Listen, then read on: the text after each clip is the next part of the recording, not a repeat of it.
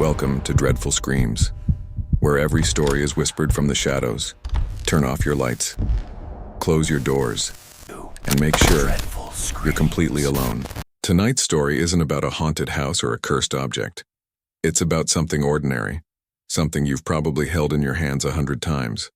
A small piece of plastic and metal, a memory card. But what if the memories on it weren't yours? This story is called The Forgotten Memory Card. And remember, some photos should never be developed. I've always loved photography. I wasn't professional, just a hobbyist. I'd spend weekends exploring abandoned buildings, taking shots of rusted doors, peeling wallpaper, empty hallways. There's something about decay that feels peaceful. One Saturday, I stopped by a flea market downtown. A vendor had a table full of old cameras, 90s film models, broken Polaroids, and one digital DSLR that caught my eye. It was a Canon 80D, slightly scratched but clean. When I asked the price, the guy shrugged and said, $50, batteries included. Belonged to some old guy who passed away. I bought it. Didn't even think twice. That night I got home, charged it, and flipped it on. There was already an SD card inside, a 32GB SanDisk. I thought it'd be empty. But when I checked, it had one folder titled simply, Do Not Delete. Inside were 143 photos. At first they were harmless, blurry shots of a family picnic, a man, a woman, a little girl. Smiling faces, birthday cake, park benches. Then, the tone changed. Photo 47. The same man, standing in front of a mirror, no reflection. Photo 48. The family dinner table, but everyone's blurred except for the child. Photo 52. The man, sleeping in bed, shot from above. That's when it hit me. Someone else was taking these photos. I flipped through faster. Photo 67 showed a dark shape in a doorway. Photo 68, the same shape. Closer. Photo 69. The camera pointed at the mirror again, but this time the reflection showed someone else entirely. By the time I reached the final photo, I felt nauseous. It was a close-up of the child's face, eyes wide open, mouth stretched, unnaturally, almost like a silent scream. The timestamp read 03:33 a.m. 10 years ago. Curiosity got the better of me. There was a single video file buried under the photos, MOV 333.mp4. It was 12 minutes long. Shaky footage. Looks like the man holding the camera was walking down a hallway at night. Every few steps, there was a soft whispering sound, like someone saying his name. At the 4-minute mark, the camera turned toward a mirror, and for the first time I could see a pale figure behind him. Just standing there, watching. When he turned around, no one was there. The footage ended with the camera falling to the floor, and a hand, pale and shaking, dragging it away. I closed the laptop and shut off the lights. That's when I heard something faint, a click, like a camera shutter. The next morning I tried deleting the folder, but every time I clicked delete, it reappeared. I even reformatted the card, but when I reinserted it, all 143 photos came back. I checked the timestamps again. They'd changed. The newest one was from last night. It showed me, asleep on the couch. I threw the camera into my closet and left for work, but all day I felt like I was being watched. My coworkers said I looked pale. One even asked if I'd been taking photos recently. She swore she saw me flash a camera in the parking lot, but I hadn't brought it with me. That night I decided to set up my phone camera facing the closet, just to prove to myself nothing weird was happening. I left it recording overnight. At 3:33 a.m., the phone footage showed my closet door slowly creak open. The Canon camera rolled out onto the floor by itself and pointed directly at my bed. Then there was that sound again. Click. The flash went off, lighting up a pale face for just a second. The video cut to static. When I checked the Canon in the morning, it was turned off. But the SD card had a new photo. Photo 144. It was me, eyes closed, mouth open, just like the girl's final photo. The timestamp? At 03:33 a.m., I went to the police. They thought it was some sick prank. I left the camera with them and went home. Week later, one of the officers called me. He said they reviewed the footage on the memory card, and near the end there's a reflection of another camera recording them while they were viewing it. But there was no other camera in the room. The next morning, the officer didn't show up for work. When they checked the evidence locker, the Canon was gone. That night, my email pinged. New message. No sender, no subject. Just one attachment. Mauve 0344.mp4. It was a video of me, sitting in my living room, right now. The timestamp showed 03:33 a.m. the following night. Sometimes the past doesn't stay buried. Sometimes it waits to be found again. If you ever find a memory card in an old camera, do yourself a favor. Don't look at the photos. This has been Dreadful Screams.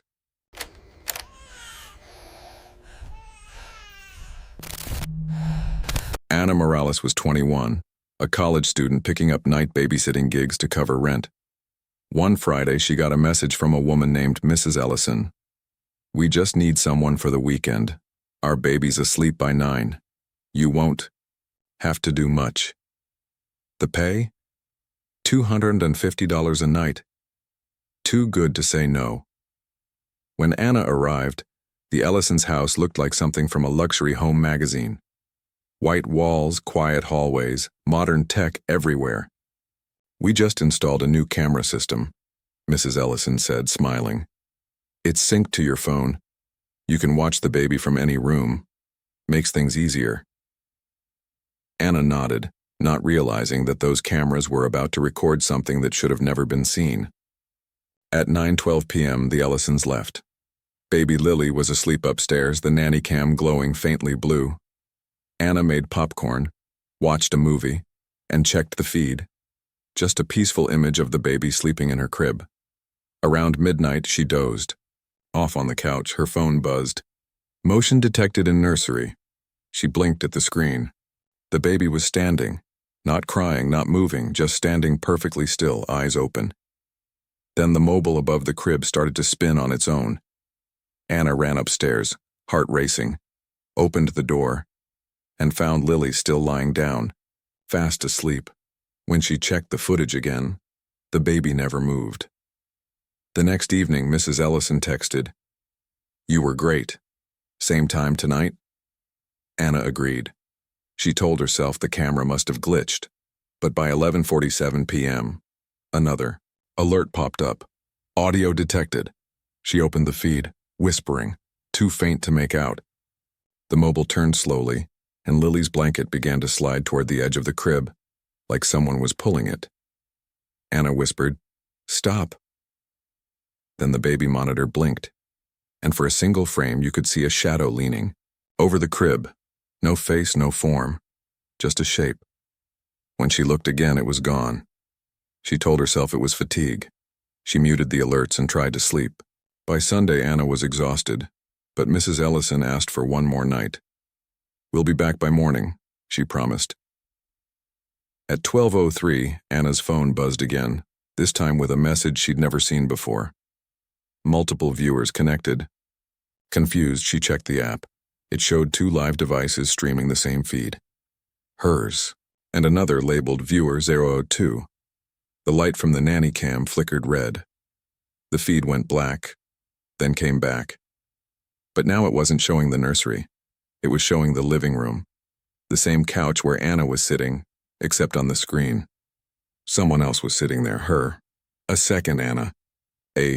At first she thought maybe it was an old recording, but when she waved her hand in front of her face and the version on screen waved a second later, perfectly delayed, but perfectly mirrored, she whispered, "What is that?" The reflection on the TV showed the same delayed movement. The baby monitor blinked again. Motion detected. She looked back at the crib feed.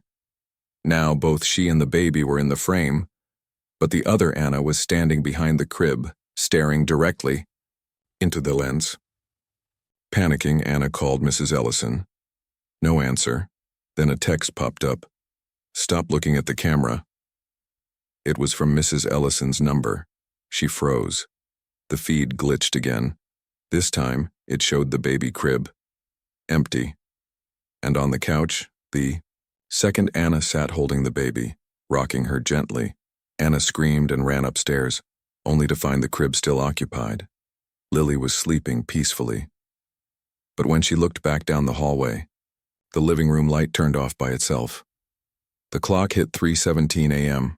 Anna checked the app one last time. The feed now cycled through rooms automatically. Living room, nursery, hallway, kitchen. Then the screen froze. On the couch, the second. Anna turned toward the lens. Her eyes were wide open. She smiled and whispered, "You shouldn't have watched." The app crashed.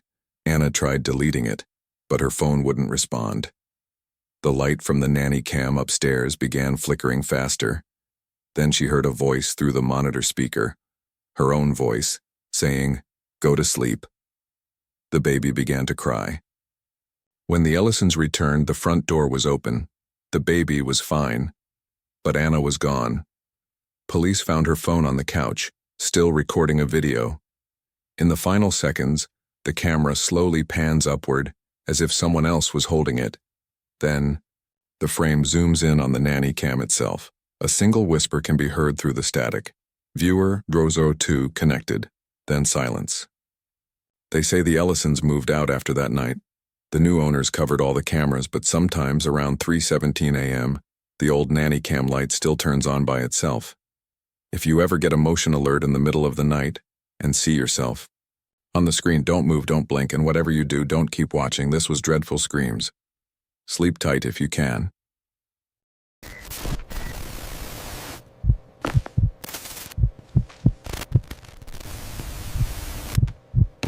Eli Parker worked nights at the Lincoln Corporate Center in Dayton, Ohio.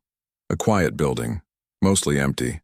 Just hums from the vending machines and the low echo of his boots on tile. For 8 years, nothing strange, until the winter of 2016. That's when the motion alarms in the basement started going off, and always the same time. 2:43 a.m. At first he thought it was rats, then maybe wiring. But the pattern was too perfect.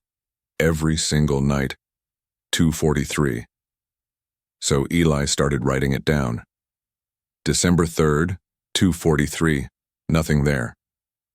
December 4th, 2:43, empty. December 5th, 2:43. Checked again, still nothing. Nothing, until the night he decided to watch the cameras live. Camera 9, South Basement Hall. At first everything looks normal, blank walls, humming lights, then the motion alert flashes, and something walks across the end of the hall. A tall shape, thin, dragging something metallic behind it. The sound scrapes through the feed. It stops, turns its head, and even through the grainy footage, Eli can see its face distort. Like static, eyes too wide, too dark. The video freezes, timestamp flickers, frame 24017, 2419, and when it unfreezes, the hall is empty. Eli rewinds, plays again, same thing, that missing 2 seconds. He grabs his flashlight, his radio, heads for the basement. The stairwell air is heavy, damp, almost metallic. Each step echoes twice. He sweeps the light down the hall, nothing. Then his radio crackles, static, and under it, a whisper. "You saw me." He freezes. Checks the radio. It's off channel. On the security tablet in his hand, the live feed shows his own back, and behind him, a shadow. Standing still. He spins around. The hall is empty, but the tablet freezes again. Timestamp, 2:43. When he returns upstairs, the wall clock reads 3:16 a.m. He's missing almost half an hour. The recording stops at 2:45. No audio, no alarm. He replays the footage. Same figure, same movement. But now, in the reflection of the hallway glass, he sees himself standing beside it. The monitors blink white, all of them. Then a single line of text appears. Basement, motion detected, 2:43 a.m. But the date reads December 10th. It's already December 12th.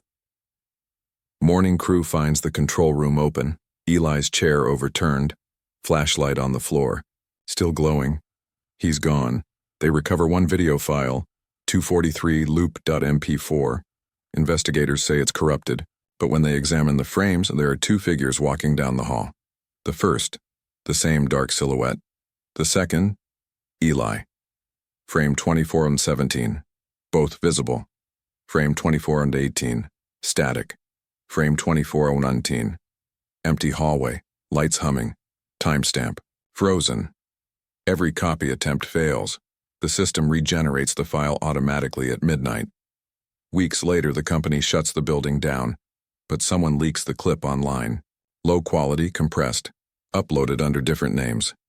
Real security ghost. Dayton entity CCTV. 243 loop. If you pause at 243:13, you can see something small on the floor. A badge. Eli Parker. And in the far right corner of the frame, a shadow still moves even though the image should be frozen. If you ever work a night shift and your motion sensors go off at 2:43 a.m., don't check the footage, because some recordings don't show what already happened. They show what's about to.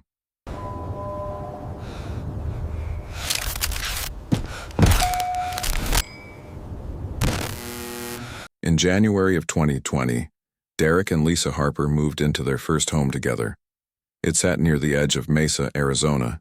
Quiet, friendly, far enough from the city lights that nights felt darker than usual. The house came with a few smart upgrades, motion sensors, a smart thermostat, and a sleek doorbell camera that synced to Derek's phone. At first, he loved it. He'd check deliveries at work, wave at neighbors through the mic, even use it to tell the mailman thanks. But Lisa, she didn't like it. She said it made her uneasy, the thought of something recording 24/7. Derek laughed it off, but later he'd wish he listened.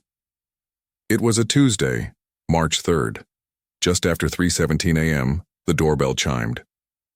Derek woke up instantly, phone buzzing with a motion alert. On screen, a man stood at the door. Tall, still, face hidden in shadow. No knocking, no movement, just standing there like he was waiting to be seen. Derek zoomed in.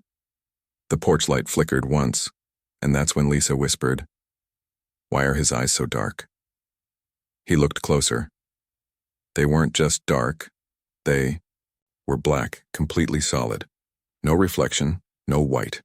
Then came a sound, faint but clear, picked up by the mic. A woman's voice whispered, "Let me in." The man's mouth never moved. The couple called 911. Police searched the street, empty. The officer reviewed the footage on Derek's phone. Timestamp says 3:18, he said. But Derek remembered. The alert came at 3:17. The cop shrugged. "Glitches happen," he said. But Derek noticed something else later. Every time he replayed the video, the minute kept changing. Sometimes 3:16, sometimes 3:18, sometimes 3:19, never 3:17 again. The next morning, Derek stepped onto the porch. No mud, no rain. But two wet outlines stood perfectly still in front of the door. The footprints faced inward, as if someone had been standing there for hours. He checked the neighborhood for him. No one else had visitors that night. But one post caught his eye. Another resident 2 streets away had their camera trigger. At 3:17 a.m. too. The clip showed only darkness, guys, and then a pair of eyes glowing faintly at the edge of the frame. They decided to leave the lights on. 3:17 came and went. Nothing. But when Derek checked his app the next morning, there was a new video waiting. No alert, no chime. Just a clip labeled Visitor 317.mp4, uploaded automatically at 3:18. He pressed play. At first, he didn't understand. It wasn't their porch, it was their living room. The camera had somehow recorded from inside the house. You could see the couch, the lamp, the hallway. Then, in the reflection of the TV screen, the man. Standing perfectly still, Derek dropped his phone. He called the camera company the next morning. The technician on the line sounded confused. "Sir, that model doesn't have interior access. There's no secondary lens." Derek sent him the file. 10 minutes later, the man called back, voice trembling. "Delete it. he said, and unplug the unit. Derek asked why. The tech whispered, because we've seen this file before. It spreads. Then the call dropped. Derek tried calling back. Number disconnected. That night, Lisa begged him to take the camera down. Derek refused. He wanted proof. So he left it running, armed, and sat awake on the couch. The house was silent except for the faint ticking of the thermostat. At 3:17 a.m., the phone buzzed. Motion detected. He froze. Checked the live feed. Empty porch. But behind him from the hallway came a faint knock. Not on the door. On the inside wall. The doorbell camera light turned blue, as if someone had pressed it from the inside. He whispered, "Lisa, stay upstairs." The app glitched again, now showing two views, one from the porch, one from the living room, and in both feeds, the same figure. Standing, staring, motionless. The following morning, police were called again. They found the front door open, the living room camera light still glowing. Derek's phone was on the floor, still recording. The file was titled Visitor 3117 Final MP4. The footage starts normal, porch view. Then the man steps closer to the lens. His face fills the frame, but the features are distorted, almost as if the pixels themselves are breathing. Behind him, a faint whisper, "We're already inside." Then static. The clip ends at 3:18:01, just 1 minute off from the original timestamp. Police never found Derek or Lisa. Neighbors say their house sits empty now, but at exactly 3:17 a.m., the porch light flickers on for a few seconds. Sometimes passing cars report their phones picking up a strange Bluetooth device nearby, broadcasting under one name, Visitor 317. The signal vanishes by sunrise. If your doorbell ever rings at 3:17 a.m., don't check your phone. Don't open the door, because once you watch the footage, it starts watching you. Thanks for joining Dreadful Screams. Sleep well, if you still can.